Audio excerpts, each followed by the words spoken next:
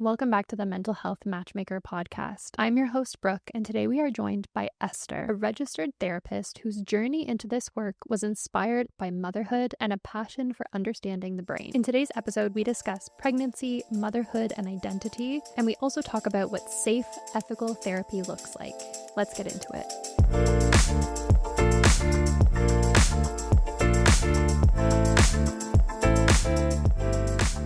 Welcome to the Mental Health Matchmaker podcast. Thank you. Thank you for having me. Yes, so excited. I want to dive right into a big topic that is motherhood. And I know that encompasses a lot, so we can kind of get to all the areas within motherhood. Yeah. But what does it look like when someone comes to you within that area? Yeah, it's a lot of times just sitting with their experiences because every experience of motherhood is different, right? Even though it's like, yeah, we all have our kids and our children maybe around the same age, but every experience is different. And even the labor process, the pregnancy. So a lot of times it's just sitting there and allowing the person to tell their story and sitting with them. Yeah, giving them that space. Because a lot of times you don't get to slow down. Every day is packed with, I need to do this and this and this. So many to-do lists, appointments for your kids. So a lot of times when the moms come, they just sit and they're like, oh, I can take a break. I can take a deep breath. This time is for me. Yes. Right? Yes. So, and I have heard from many mothers, although I'm not one, but I have a mother who is also very busy. But I mean, it does sound like finding time for yourself becomes a challenge in an instant, basically. Yeah. And then even, like you said, the labor process, but even the pregnancy and all the changes that are happening within our bodies in such a short amount of time. And you just have to adapt. Yeah, exactly. And somehow manage. And there's changes in hormones and there's so much that goes on. So I can imagine having a space where you can go to just to say, this is what I'm experiencing, and having that validated. Honestly, yes. Having someone to listen to your story, and sometimes there's tears, sometimes there's laughter, a lot of times there's tears. I see it as you give your life for a life. And sometimes the traumatic birth stories that women go through, they don't get to talk about that with their friends. And you don't want to traumatize other people. So we hold it in. And sometimes we think, I don't want to burden other people with my story. And it's all the same. It's definitely not the same. Every birth story is different, is unique. And we sit there with that labor pain, even after they've given birth, like 2-3 years. Yeah. Right? When they recall it, it's like, wow, you've been through a lot. Your body's been through a lot. And it's never the same. It's not going to go back to pre-pregnancy. Exactly. And I feel like you're holding these like contrasting things where on the one hand, you might have just experienced a really traumatic birth process. And on the other hand, you have this gift in your life that you're ecstatic about and probably so grateful. Yeah. And maybe holding both of those things at the same time could feel difficult. 100%. Yeah, you say you're not a mother, but you got it. It's 100% true. It's like you go through that traumatic process of giving birth, and sometimes it's to a point where you don't want to get pregnant again, right? Thinking about just going through that again.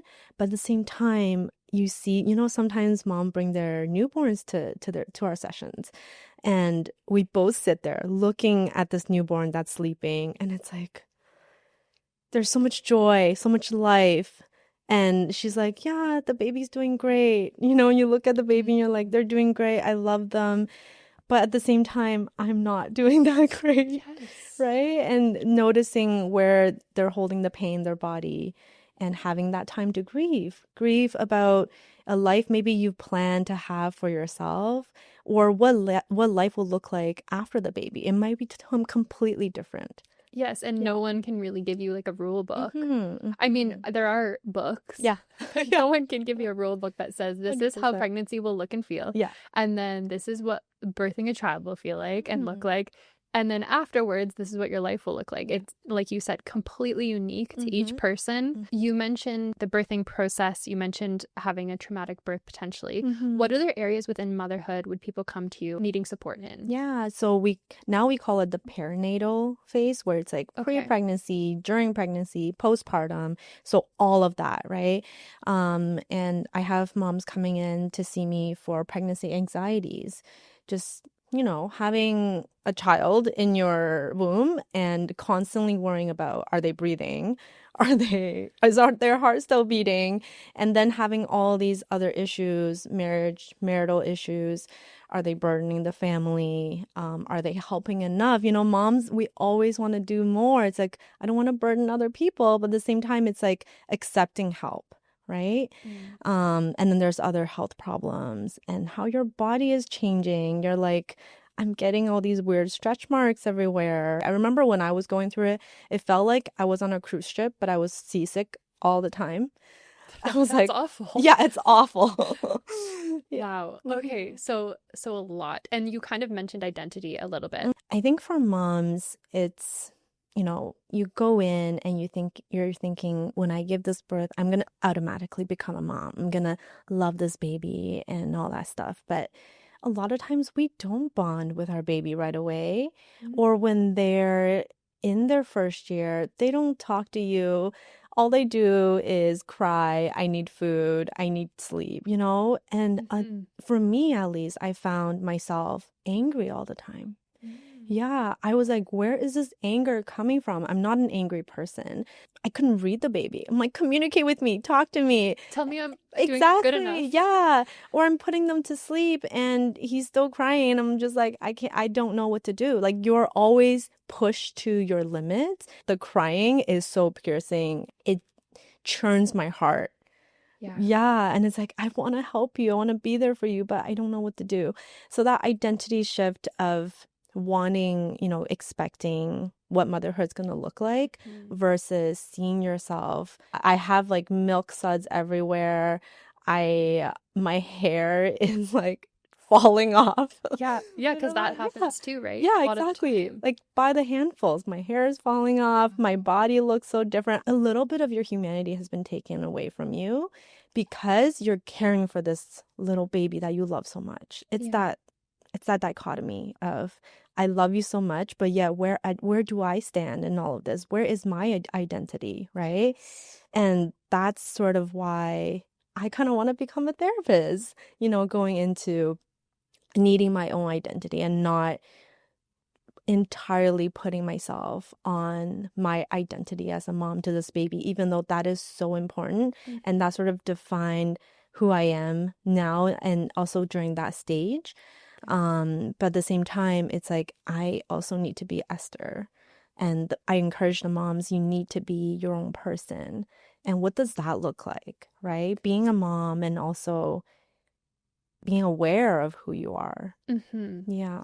That would be so helpful to have early on too, because then you are setting the tone. Because I think even in parenthood in general, you hear about identity shifts after the children leave the home. Yeah. So I can imagine having therapy from the beginning as this very solid foundational way to be in tune with your identity and feeling like you can maintain that sense of identity and sense of self as you move through parenthood. And that's when a lot of times, even marriages, right?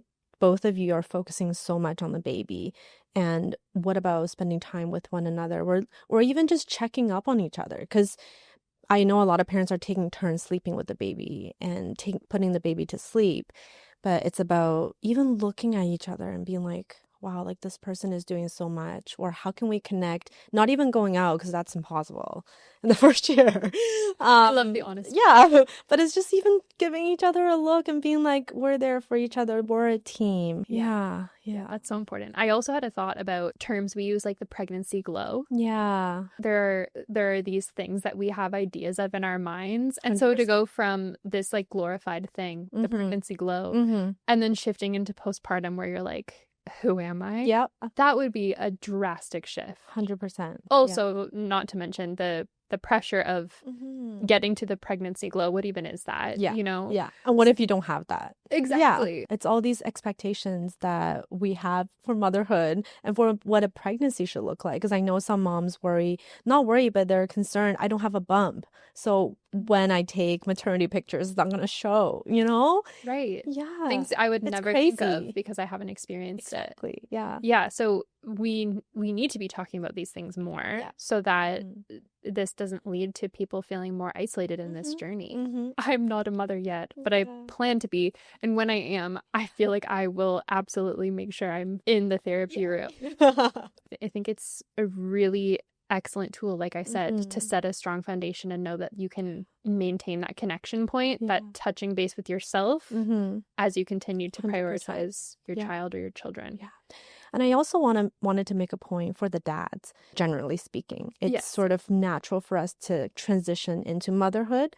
But for the dads, it's a little bit harder. They haven't went through that process of being pregnant with the baby and the birthing process. For my husband, he had a hard time because the baby just was always comforted when he's with me.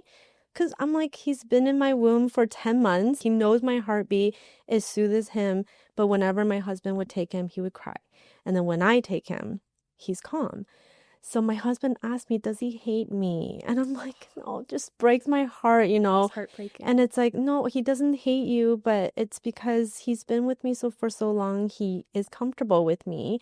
Yeah. Yeah. So identity shifts there too. Again, for the dad. Yeah. And what does that mean for your marriage? Right? Right. Because both of you are going through this transition of becoming moms, becoming dads, and identity shifts. Your expectations are shifting and changing. So what does that mean for you now as a family, you know, as parents and as partners? And it truly does sound like just this massive experiment because you really don't know. I mean, you can prepare as much as you want. Exactly. But it does sound like you have to live it to know what steps to take next. External families as well. Those expectations and a lot of times people telling you what you should do or what you shouldn't be doing and thinking about, oh my goodness, what are people thinking of us, right?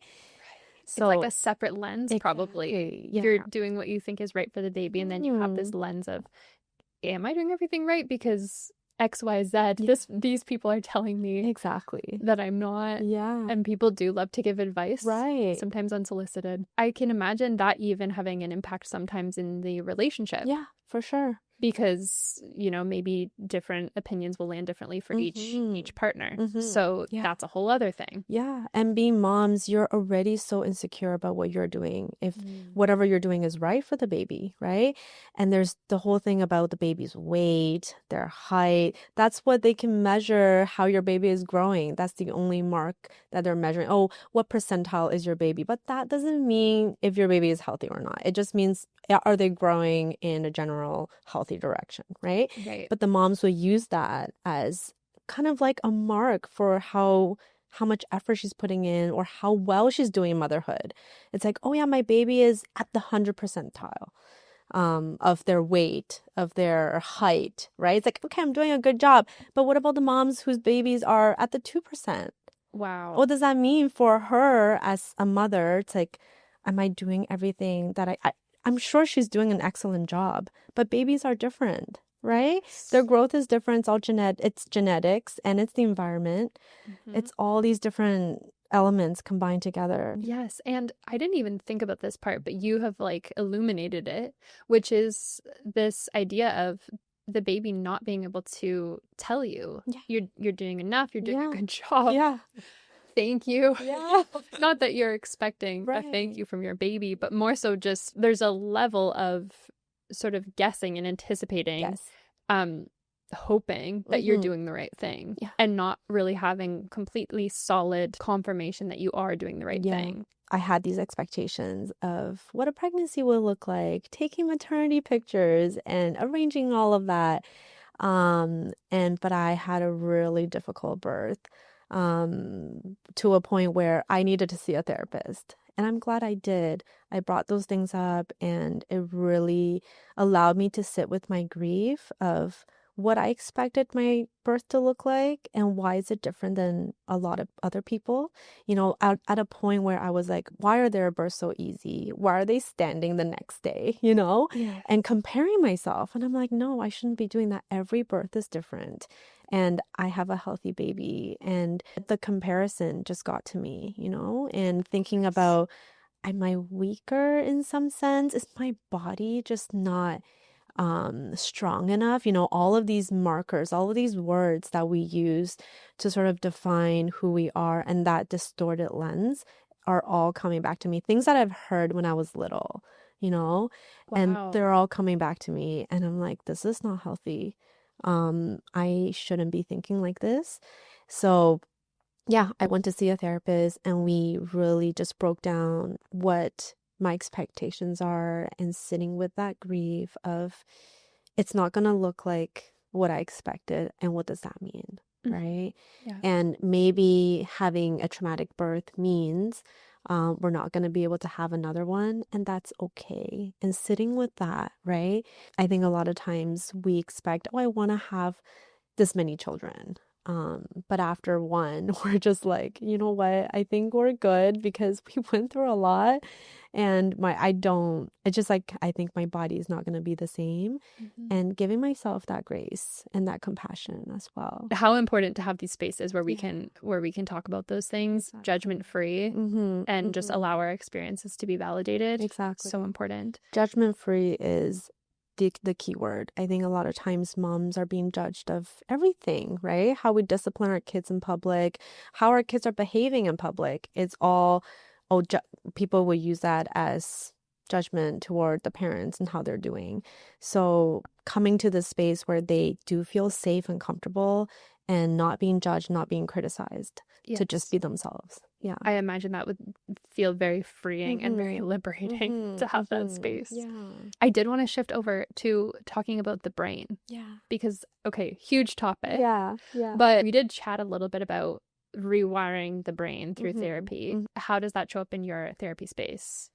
Yeah, first of all, I want to preface, I'm not an expert. I'm also just still learning. Yeah. I'm a therapist, but I love, that book talking about parenting, it's called The Whole Brain Child. And he talked about a point where your brain is like this. This part is like your prefrontal cortex, where it's a thinking brain.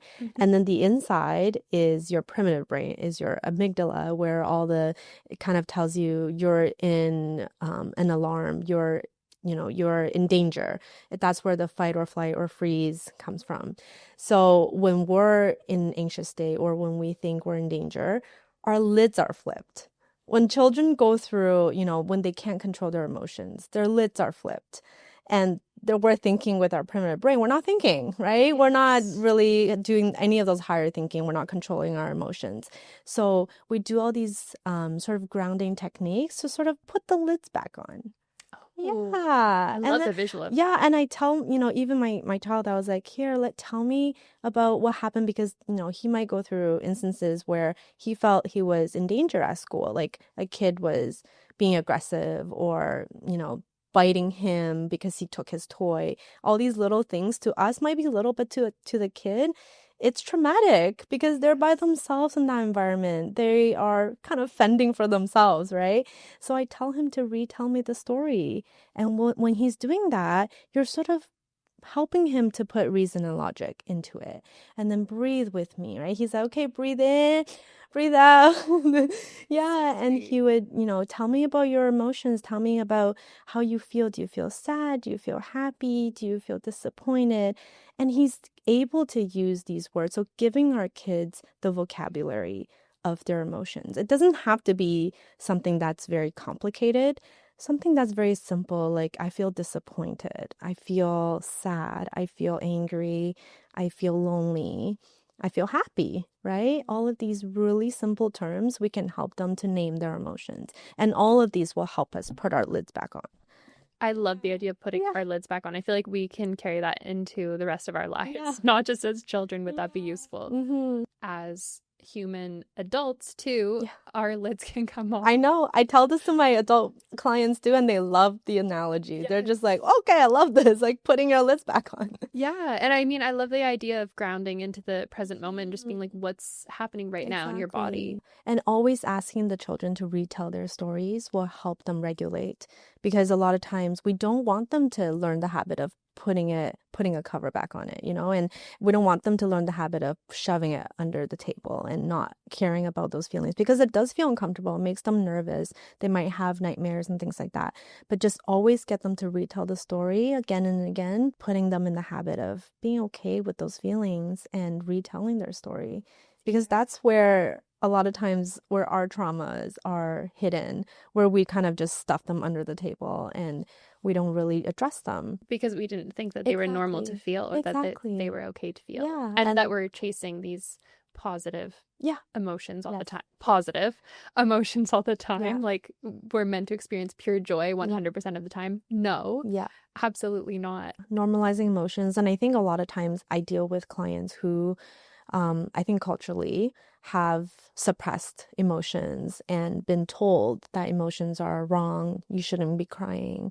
You shouldn't feel sad. You shouldn't feel pain. A lot of times is normalizing having negative emotions is okay. Yeah. But what do we do with these emotions? We don't go out and hurt others, but let's hold these emotions and give space to them. And name them, like you said. One thing we talked about was how you as a therapist know when it's safe to bring certain things up for the client. Yeah. And I thought that was fascinating. Yeah, I think as therapists, we are responsible for not re-traumatizing our clients. They might feel the pressure to share a lot, to share every single detail. And then after they leave for the session, they might feel like, oh no, I shared too much. The shame of I should be sharing it to my therapist, but at the same time, it's like I've shared too much. Right. And now I've opened up too much and I don't want to come back anymore. And that could even create a weird feeling in your body alone. Exactly. Just like talking about body sensations. Yeah. I've had moments where, you know, I think the term is vulnerability hangover, where you feel like, not that it's always a bad thing, but sometimes if you feel like, oh, I think I went a little beyond what I felt comfortable sharing, that doesn't feel good in the body either. No. Like you said, I think it's so important to link the body to the mind. And, you know, a lot of times I ask my clients, where do you feel that in your body? And they said, I feel like my throat is closing. I feel like I have a stomach pain, right? I feel like my back is painful every time when I think about this instance. So that's interesting, right? Very. So they're recalling this traumatic experience and they feel the pain in the same spot. I encourage my clients to be mindful of your body. Your body is telling you more than you think you give it credit for. Going back to this idea of safety in the therapy room, I had this one example of this one topic that I wouldn't touch with my therapist for a very long time. Her approach was that we had this box that we put it in. Yes. And so it was in the room with us. Yeah. And we know that it's there, but there was no pushing 100%. To be ready to talk about this specific thing. Yeah. With trauma therapy, we usually do a couple of sessions to stabilize the client and to give them tools to be able to stabilize and to be able to kind of contain the trauma, right? Because when they're with you, you're with them, you're working with them, and you're able to sort of peel off these different layers. But when they're by themselves, what are they going to do with all these memories and the rawness that you just opened up? So we need to help them to be able to contain that and to be able to stabilize themselves when they're not with us. So I think that's being responsible toward our clients and client care and being ethical, right? Yes. So we do a couple of sessions of stabilizing and helping the client to be able to know how do I contain this raw memory. And then we go into working with processing these different emotions, processing the traumatic experience. Like you said, there's sometimes this unspoken pressure, this idea of what therapy is like, that we need to get to the deepest parts of us as quick as possible. Yep. But you're illustrating that there is value in the process maybe taking a little bit longer. Yes. Because we need to be ready to go there. Yeah.